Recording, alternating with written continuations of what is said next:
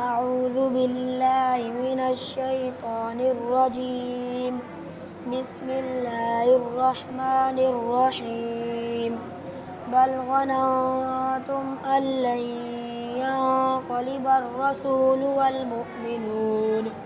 والمؤمنون إلى أهلهم أبدا وزين ذلك في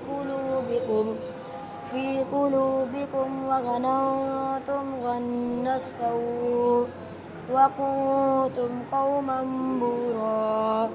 ومن لم يؤمن بالله ورسوله فإنا أعتدنا للكافرين سعيرا.